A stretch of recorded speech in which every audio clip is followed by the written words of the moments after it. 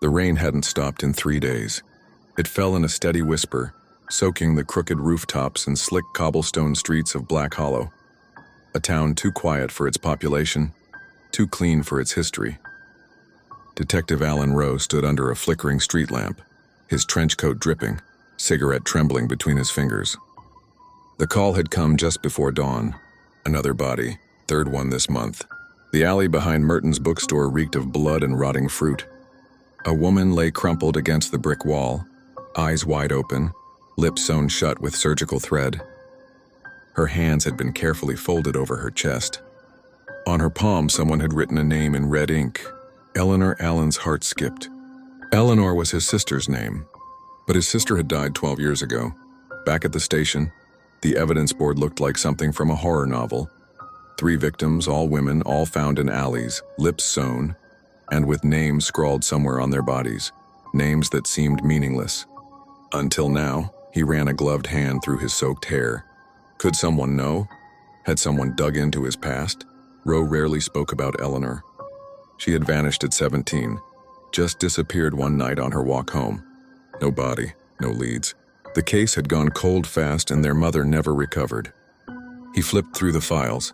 Victim number 1, Carla Jeffries. Name written on her thigh, Margot. Victim number 2, Anna Bellamy. Name on her forehead, Daisy. Now this victim and Eleanor, none of these names matched the women's identities. But what if they weren't meant to? What if they were clues? Later that night, Alan visited his old neighborhood, a dead-end street at the edge of town where the fog never lifted. The house he grew up in stood hollow, windows boarded, grass reaching knee-high. He hadn't returned in years. Inside, dust and silence reigned. The floor creaked under his boots as he entered Eleanor's room. It was almost untouched. A faded journal sat beneath the bed. He opened it. The first few pages were poems. Then came strange entries. He watches from the woods, eyes like needles. They call to me when I sleep. I hear them in the drains. If I disappear, it's not because I ran. Alan closed the book, stomach turning. Had she been paranoid? All right. 2 nights later, a 4th victim appeared. This time it was different. The woman wasn't dead. She had been found walking barefoot down the highway, drenched in blood, unable to speak. Her lips had been sewn too, but hastily. The thread was torn, her mouth bruised. At the hospital, Alan tried speaking to her, but she only trembled.